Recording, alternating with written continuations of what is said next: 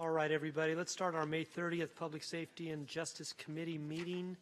Here it's 2:01, so that's pretty darn close. We'll start with a call to order with introductions. We've got our clerk Dave here today, and Dr. Jordan, let's start with you. Good afternoon, Dr. Jordan, Medical Examiner's Office. Good afternoon, Jeff Rosen, District Attorney. Hi, good afternoon, Laura Garnett, Chief Probation Officer. Good afternoon, Molly O'Neill, Public Defender. Carl Newsel, Chief of Correction. Rick Sound, Assistant Sheriff, sitting in on behalf of the Sheriff. Michaeline Regan for Aaron Johnson, Pretrial Services. Vanessa Zecker, Supervising Judge of the Criminal Division. Mike Wasserman, District 1 Supervisor. Ken Yeager, District 4 Supervisor. Rob Coelho from County Counsel's Office. Gary Hersig, Deputy County Executive. And Sylvia Perez McDonald, Director, Independent Defense Counsel Office. Thank you all very much for being here and being on time.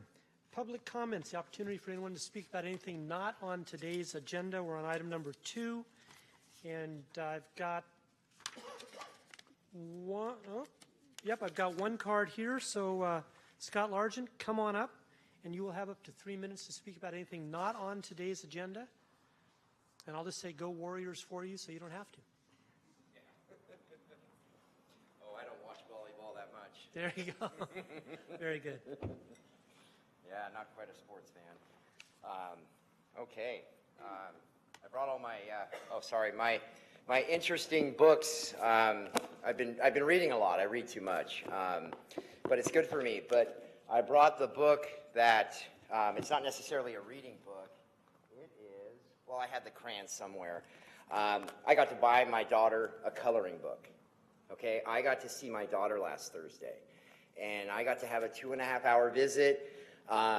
She remembered me, and I came in there, and we had to do it in the supervised visitation room. And I had to wait out in the parking lot, and I've never been so nervous in my entire life. I changed my shirt 20 different times. I was driving around in circles. I was just absolutely 100% nervous because I realized I'm going to go into this room and I'm going to have all these first experiences are going to happen. I'm going to hear her talk. I'm going to see her walk. I go into the room and her eyes light up right away, and I look over and I say, "Well, hello, how are you?" And she looks over. She goes, "Hi, I'm Kalia." And she goes, "How are you?" And I said, and I shook the guy's hand right there. And then I look over and I'm, "Well, you need to show me these toys." And we just started playing. And it went on for about 2.5 hours. It's what I've been waiting for my entire sobriety, to really have that time with her. It was amazing. And near the end, and I was telling everybody this, she had her little McDonald's toys, and she goes, "This one's for me, Kalia." And then she goes, "And this one's for you, Daddy." And she started calling me Daddy, and I've been waiting for that. Tomorrow I get to go color more, which is a good thing. I can maybe stop reading these as much, start doing more of this. And I thought about it out in the hallway because it's like it's Christmas for me, like every day of the week now. I realized why I like coming down here so much. And I'm sorry, no disrespect. It's not about all of you. It's that I like seeing the interactions with the children out in the hallway. I started wondering why I come here so much. Why do I sit out there? I have not been able, you can't just go to a park and sit there when people are playing with their kids because it looks kind of weird. The guy sitting over, it just doesn't look right. I get to see these interactions in our hallway, and I get to see kids with their parents, and that's what I've wanted for such a long time. This is awesome. My daughter turned 3 yesterday, so I was able to see her before. It's all good. And tomorrow I get another 2.5-hour visit. In about another 3 weeks, I go back in front of the judge. I can hopefully get the order modified, get off the supervised visitation, and move on with my life. I want to be a dad. I want to raise my daughter, and I really honestly want to stop bugging all of you, because this is what I need to do. I need to be a dad. So, and I appreciate all the help. I appreciate all the calls everybody made for me. And I do appreciate that Lori Smith stepped up to the plate. I could have gotten in a lot of trouble ending up protesting, being put in Santa Clara County Jail, and I do appreciate what she did, because this could have all gone wrong. So thank you, everyone. Thank you. Thank you. We wish you the best. It'll be a different kind of Father's Day for you this year. Yes, sir. That'll be wonderful. One quick question for you. On your second card, you put 5D. We've got an A and a B. Oh, it's B for the Domestic Violence Council. Got it. Thank you very much. We'll see you again in a few minutes. Thank you. All right. Having no other cards from anybody else? Well, perhaps we do. All righty. My name is Pam Noodleman. Sure, just 1 second, Ms. Noodleman, and he'll start, and you're off. All right. I've gotten to know Scott Largent, and he's really a good person. He's an excellent father. That child is going to grow up, and she's going to see everything that this man has had to go through. You people have done nothing but put up stumbling blocks for him.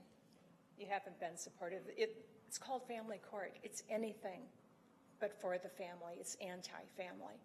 Bullies aren't just in the classrooms and on the streets. Bullies are in our homes, and they're in the courts. And people, county council, district attorney's office, you're doing nothing. What I went through from my divorce with Mr. Noodleman, Susan Bassey is going through the same thing, the same bad actors. Tim Harper, I saw him in court. You can watch a video online. He's lying. He assessed my husband. I paid for him. He was my expert. My husband made over probably $322,000 when he was a DA. Years later, Tim Harper is telling, his claim is that he could make $120,000 per year. I was assessed. I was a stay-at-home mom, raising our 4 children. I was assessed $150,000, imputed $150,000 as my salary, anticipated salary, what I could earn. There are other bad actors. Nat Hales, Jim Cox, Commissioner Schroeder. They kicked me out of my office building where I lived and I worked. The building was called Panacea. It still is, the Panacea building. I own Panacea Home Staging. What kind of court system kicks a woman out of where she lives and works, out onto the street?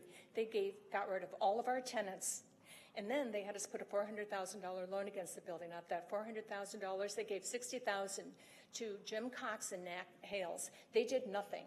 They ignored all the prospective willing tenants that I provided. They let the place, our building, sit vacant for 18 months. It was in ruins. I don't know why some of you are smiling. You must think this is a joke. My life was ruined. They put me on supervised visitation because my husband had put our son on drugs without telling me. Other people had said, you have to go to court, and something's wrong with your son. He's on drugs. I was put on supervised visitation. I had no idea he put our son on drugs. I have no relationship with our 4 children. It's called parental alienation. Thank you, Ms. Middleton. Okay, that concludes the public comment portion of our agenda. Now move on to item number 3, which is approval of the consent calendar. The only item we have on today's consent calendar is item number 7. Supervisor, I'd look for you for a motion for approval. Motion to approve, and I'll second. Any other comments about the calendar or corrections? Seeing none, that passes unanimously. Thank you very much. Now move on to item number 4, which is to receive a report from the Office of the County Executive relating to the new jail replacement facility. Dr. Smith, I assume I'm turning to Martha? Yes. Thank you. Chief? What? Martha? Good afternoon. This is a report updating this committee on the new jail replacement facility in advance of a report and actions we'll be asking the board to take in August. To kind of foreshadow that August action in front of the board will include design updates with a draft RFP for the project. There'll be a request for qualifications from the contractors. There'll be advertising for the abatement and demolition of the existing Main Jail South site. And there'll be information on plans to temporarily relocate staff whose offices are currently in Main Jail South and provide details about traffic and circulation impacts, as well as mitigations. So for today, we want to provide an update to the committee and a project timeline. It's in your packet, but very briefly, the demolition of Main Jail South is going to be February 2019. The RFP for the new jail will be issued in April of 2019, and the new facility should be ready for occupancy by spring 2023. And somewhere in between there will be a groundbreaking that I can attend. Absolutely. Okay, yes. good. Now, Tony's going to talk about the developments with the design and mitigations that are taking place, especially with regards to the traffic and circulation at the construction site. Good afternoon, Tony Felice from the County Executive's Office. The development of the bridging documents continues and will soon be ready for advertisement to the design build teams. And this report has a rendering on page 4 of the report, and it's simply the massing, the size, not the design of the facility. And that was done to confirm the building design is compatible with the adjacent main jail north and the surrounding environment, but also that all of the core functions fit. And the design solutions were developed to also meet the long-term operational and maintenance needs of the facility. And as we've shared with the board before, it's important to have abundant space for programming and flexible enough space for a variety of inmate programs. And as such, the floors are being designed with multi-purpose rooms in the housing units and core areas so that there's variety of classes being offered to inmates, and that there's also more choices for classes and therapy. In addition, those spaces can be subdivided for meditation, religious services, and other needs where smaller spaces will work better. And as Martha mentioned, with the upcoming demolition of February 2019, there's planning taking place right now for fall 2018 to move the remaining inmates and also to set up modular office space for staff whose offices are located at Main Jail South and move them across the street to the Ritchie Center site. The team is also working on traffic and circulation related to demolition that will be coming up on the Main Jail site, and then also the impacts related to construction of the new facility. And so as part of that, we're looking at circulation routes from the freeway to the site for trucks and equipment, but also for all of the traffic that both visit the Civic Center and are in the neighborhood. And we recognize that this contributes to an already busy Civic Center campus, and so other options are being explored for routes to access this building, just given the demolition, the time it will take for the demolition and the building of the new facility. And as we have sort of more concrete information, that will be provided to the board, to county employees, and the public. And the team is here today for any questions and any other information that the committee may want. Thank you, Supervisor. Thank you. I've got a couple suggestions because I've already been hearing about the traffic and parking nightmares to expect. And I told them, well, old San Jose City Hall is coming down for a staging area, most of it anyway, for a staging area for additional traffic parking spaces. But just the nightmare of getting here on, for instance, a heading that used to be 2 lanes, it's now 1, depending on where you're coming in from, narrow streets when you're coming down San Pedro with the cars there and all the rest. What I would suggest you look at as far as the demolition is Saturdays and Sundays. Okay, the public comes to this building Monday through Friday, and having them work on Saturdays and Sundays would reduce, theoretically, the problem by 40% just by changing the days. So I really encourage you to do that. I did a project once in Los Gatos, and we opted, it was more expensive, but we got it done in a week instead of in 2 months, and they did it 24/7. They had lights out. They had one shift come in for 8 hours, another shift come in for 8 hours, another shift come in for 8 hours. They finished the whole project Monday through Friday that was originally bid at 6 weeks. Now, I know that's not likely to occur here, but I think the Saturday-Sunday option, when I've been here on Saturdays and Sundays, traffic and parking is not a problem. That's when the demolition should take place. Sure, we can take a look at that. Thank you. I understand, maybe additional costs for whatever, but that's something I think could be well worth the dollars. Any other comments or questions? None. Mr. DA.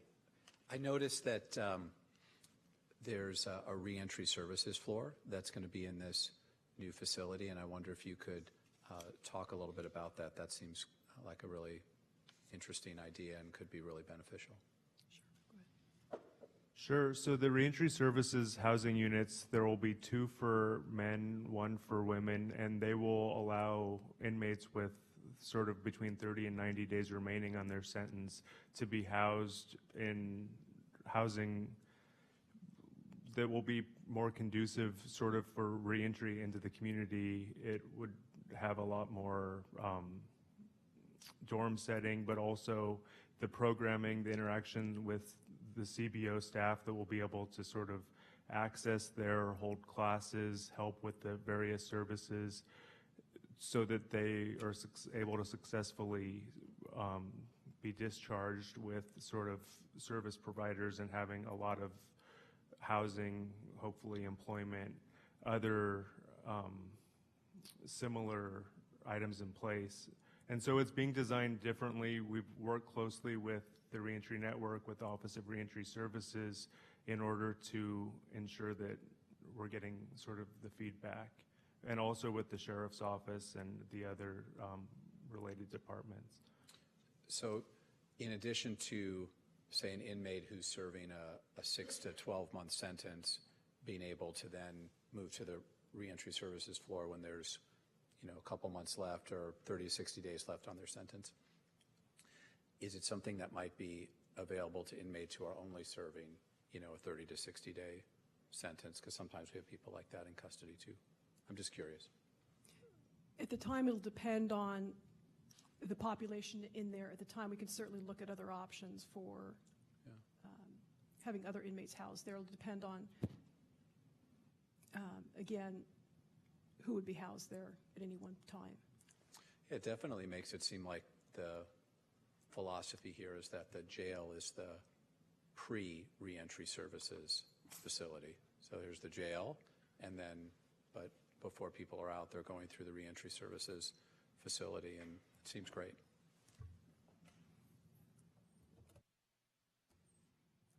If I can expound on that a little bit.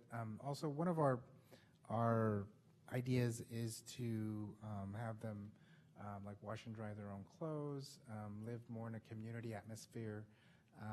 So we're getting their mindset back to living back in the community.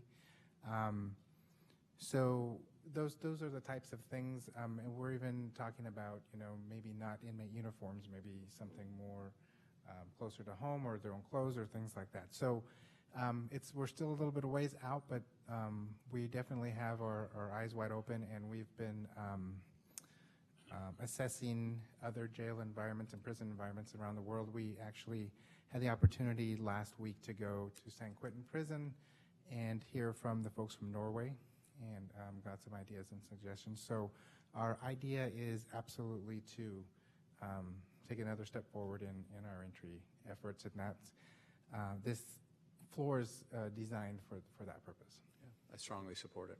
Yeah. Thank you. Yes? So just to echo what Captain Sepulveda said, our vision is for this reentry floor is to ensure that when these inmates are released, they're going to be our neighbors. Some of them may be living next to us or across the street. And what kind of neighbor do we want? And we feel that an inmate or resident who is released from our jail, who has experienced as close to a normal life as possible within our jail setting, will most likely be a very successful neighbor, as opposed to one who is released back to the community with no transition. Super. Thank you, Chief. Any other comments? Yes, Sylvia.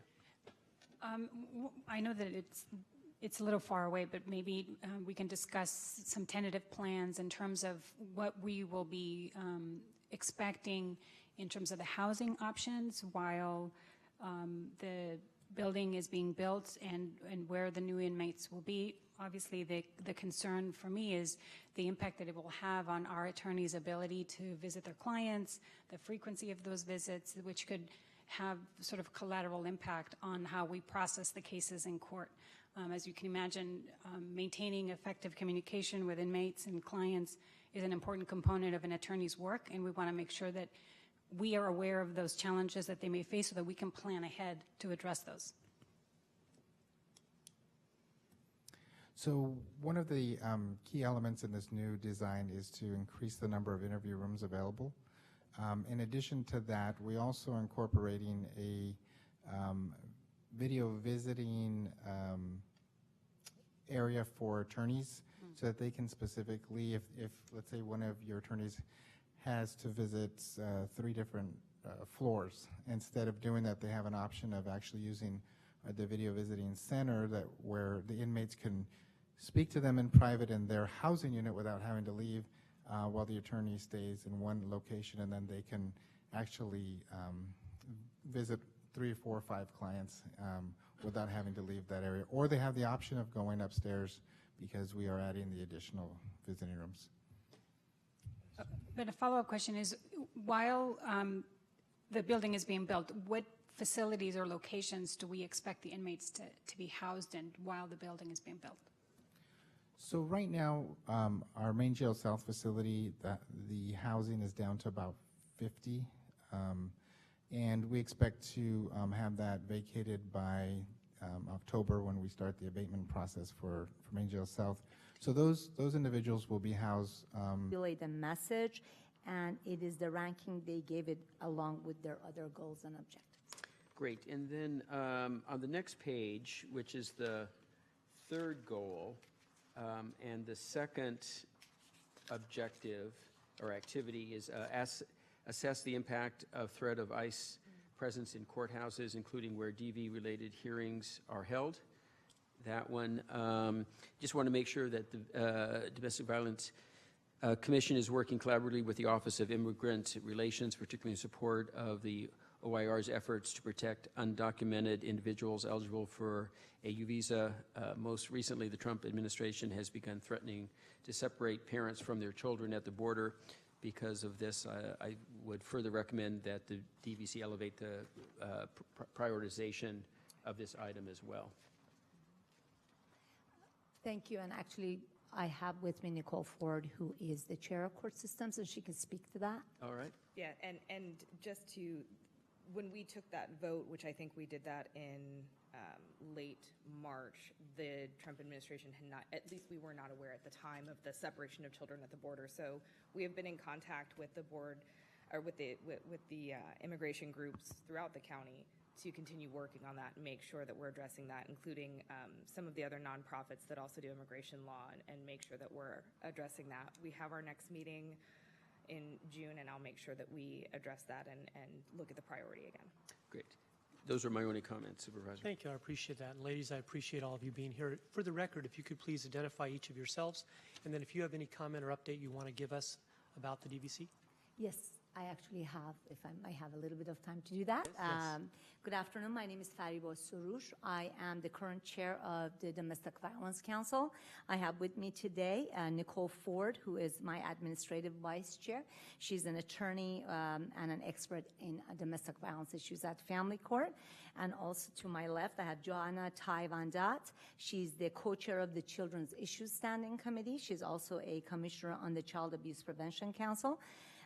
She's an attorney and an expert in child trafficking awareness and prevention matters.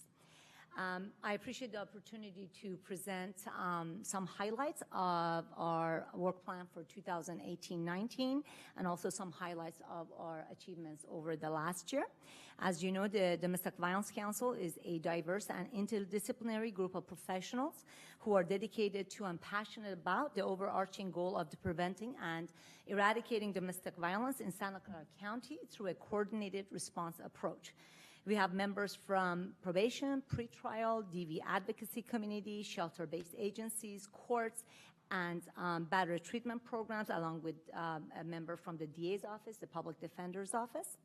I, for example, am the supervising attorney for the Superior Court Self-Help Center and Family Law Facilitator's Office, and we also operate the Restraining Order Help Center. The Domestic Violence Council does its work through standing committees and ad hoc committees for short-term projects. I want to acknowledge and thank the DVC commissioners and other interested persons who volunteered their time to work through these committees. We also appreciate the services and support of the clerk of the board and the county council in conducting our work, and of course our partner Office of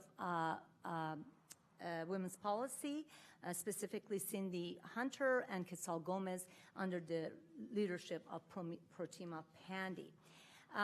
Some of the highlights of our last year's accomplishments, and we did a lot last year. The Police Victim Advocacy Committee, PVAC, focused on improving assistance to undocumented survivors of DV, including education and awareness of immigration services and relief and victim services. LGBTQ Committee conducted various training events such as at domestic violence shelter agencies and district attorney's office. They also staffed a booth at the Pride event where they distributed IPV, intimate partner violence educational materials. Court Systems Committee, through the leadership of Nicole Ford and Judge L. Michael Clark, continued its efforts to address issues relating to handling of domestic violence cases between various branches of Superior Court. They, for example, developed an information sheet regarding service and enforcement of restraining orders after hearing. They also worked on improving coordination of domestic violence cases that move between family and juvenile dependency courts.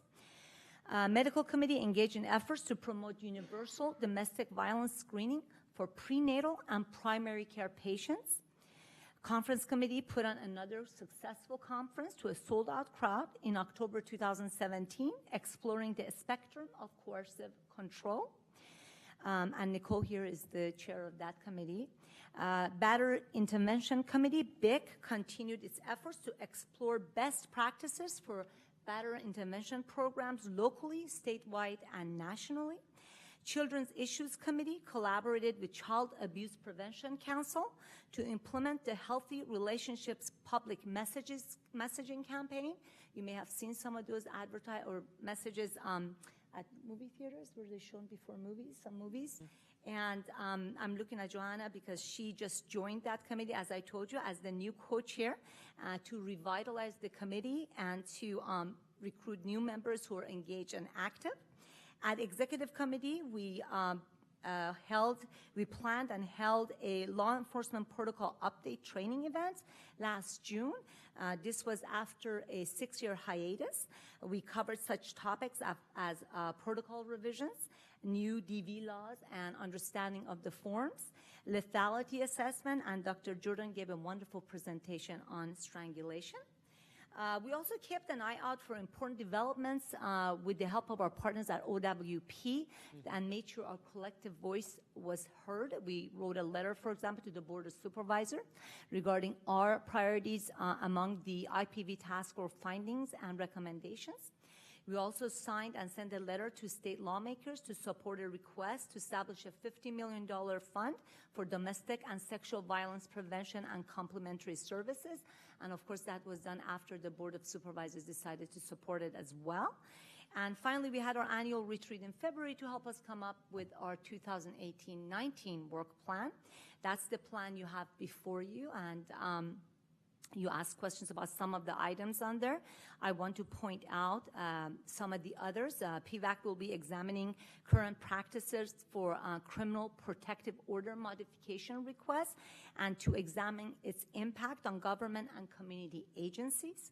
Court systems will create new procedures to allow for renewal of protective orders issued by Juvenile Dependency Division after those cases are closed and exited out. Medical Committee, as Supervisor Yeager pointed out, will work on projects to improve healthcare services for children exposed to IPV and their parents, and I totally agree that it is very important to move up its priority because their plan is to provide critical support services in marginalized communities such as LGBTQ, undocumented immigrants, and communities of color. And at Executive Committee, we already formed the new ad hoc to address problems with enforcement of civil firearm relinquishment orders, and that's really important in this day and age. Conference Committee has been working tirelessly on our 25th annual DV conference, and if Nicole could tell us about the date and a little bit of the details. It'll be the 25th anniversary of doing the county's annual domestic violence conference. The theme is basically looking at where we've come from, where we're at now, and what do we need to do in order to keep improving and being, quite frankly, a leader in not just California, but throughout the United States, in innovations in domestic violence and how we address that in terms of early intervention and prevention. It will be on October 26th. And I think one of the biggest highlights that we're going to be having is our lunchtime speakers will be an honorarium of domestic violence pioneers from this county, including Judge Len Edwards, who we named our champion of peace after. And so he'll be speaking along with other notable figures who have helped revolutionize how we address domestic violence and who were there at the forefront when we first began this 25 years ago. And we've already started on planning the 2018 law enforcement protocol update. It's going to happen sometime in late June, and we're in the planning stages right now. We are also looking internally as part of our strategic planning process that I reported on last year, and specifically looking at becoming more active in the appointment process. During the 2 years that I've been chair, we've had challenges with filling vacancies on an expedited basis, and I want to ask the Board of Supervisor members that are here to carry the message that we need those appointments to be made on an expedited basis. At some point, we had 5 vacancies with 2 long-term absences, with a council of 22 needing 12 vacancies, 12 members for a quorum. You can do the math. It was a challenge to meet quorum every time, and we need to carry the business of the council. Regardless, through the tireless efforts of Casey Halcon, our membership vice chair, who couldn't be with us today, we were able to get all the appointments done, and now we were back down to 1 vacancy. We're going to go up to 4 starting July 1st. So we want to be active. We also want to especially pay attention to the diversity of the appointments in terms of race, gender, sexual orientation, and also professional background and experience. At this point, I just want to thank you for the opportunity to present this information to you. This is my actually last month as chair. It's also my last month as a domestic violence council member. I've been involved since 2004. It's been a pleasure and an honor to work with so many dedicated individuals. I will continue my work through committees, but at this time is my last presentation to you. So thank you very much, and if there are any questions, I'm happy to answer them. Thank you very much. 15 years of service. I appreciate that. You spoke very quickly, and I was writing some things down, but it seems like in the last 365 days, there were 6 days you didn't do anything. And I was just... No, fabulous. I appreciate your summary. I appreciate the work that all of you have done and all your members. I didn't realize you were at 22 as far as committee members. Yes. That is a lot of committee members. Yes, that was reduced, maybe 5 years ago or maybe longer. Reduced to 22? Yeah, reduced to 22. So. Okay, well, you certainly do important and significant and necessary work. It's just oftentimes to do a lot with a large committee, but you're certainly handling it. Yeah, and every seat is important. Every voice on that council is necessary, and that's what every seat needs to be filled as soon as possible. And Nicole, as the vice chair, I assume, are you the new chair? What is the rotation? I believe we'll be taking a vote on Friday at our next meeting as to who the new leadership will be. Wonderful. Well, thank you all very, very much for another tremendous year. Any questions from, yes, Madam Public Defender, Molly. Thank you. Thank you for the report and for your hard work these last 15 years. I guess my question is related to the council's process and thinking related to the 52-week program. You mentioned both BIPs and BICs, and I'm wondering if you could talk some about exploration of evidence-based research related to what really works with those accused of domestic violence, and whether there's any, because it's statutory in California that the 52-week program has to be done, whether there's any consideration on the part of the council locally or statewide to join in an effort to either go to a model where you have different levels of BIPs or to simply get rid of the 52-week program altogether and look at one of the various models in Connecticut or Colorado, another place that seems to be evidence-based. Right, and of course that's was discussed in detail during the IPV task force meetings, and our Batterer Intervention Committee has been actively discussing that. I can tell you that as part of their goals in the future, they are looking at the Domestic Violence Accountability Program, DVAP, and its effectiveness, and here in Santa Clara County and in other jurisdictions. I can tell you that they're working on providing the information to various groups. Micah Fuller is the chair of that committee at this point. The commissioner on the council that held that seat just resigned due to a move out of the county, and I am not a member of that committee. I can ask them to provide you with an update, specific update as to what they're doing, but I can tell you that it is one of our important goals and objectives, because one of our priorities in the priority letter that we sent out. So would you be interested if I were to invite Ms. Fuller to come to this committee next time? Sure. To answer that question? Does that work for you? Yes, let's do that. Yes? Thank you. Okay, I will do that. Thank you. Thank you. Any other comments? Seeing none, we'll consider this item received. Again, congratulations and thank you, for a long and illustrious career. Thank you very much. Yep. Thank you. Take care. All right, we now move on to item number 6, which is to consider various budget inventory items at this committee, which will then be forwarded to the Board of Soups. And we have one such item. And Scott, we've got your speaker card. Come on up. You've got a couple of minutes to speak on this item.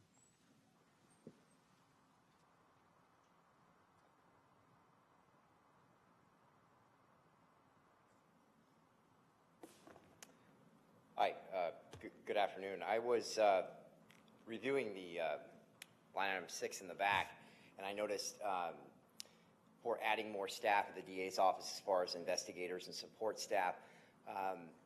The support staff and the paralegals were the ones that were kind of lighting a fire underneath my ex to have my visitation. So I'm not pulling away from those resources. I guess I technically would be. They're never going to prosecute my ex over it, but having somebody get involved is what made this happen.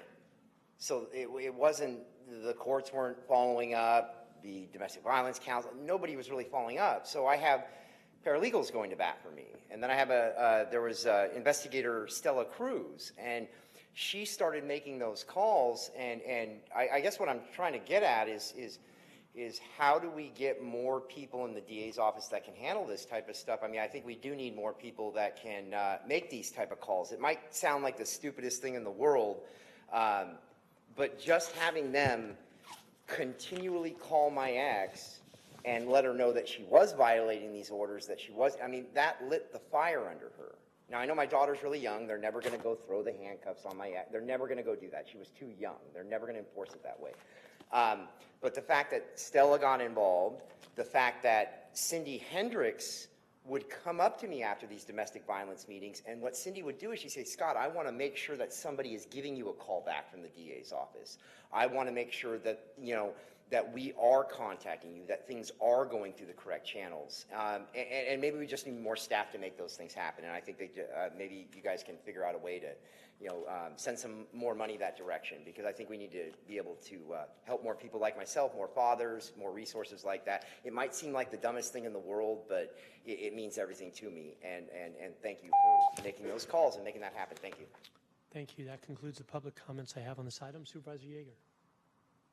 So we have the one item, the one inventory item. Is that correct? Yes. Supervisor Cortese's. Well, only because the district attorney is here. I didn't know, Mr. Rosen, if you had any comments on the inventory item for the new criminal investigator 2, crime gun intelligence program investigator.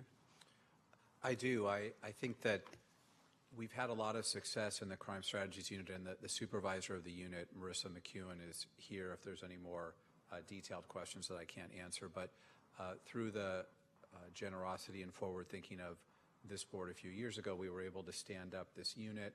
We have criminal investigators assigned to the unit. We've assigned some prosecutors from within our office to this unit. And we essentially have done a number of things. We've provided a platform for law enforcement agencies throughout our county, and also other counties in the Bay Area to be able to communicate in real time intelligence related to criminal activity.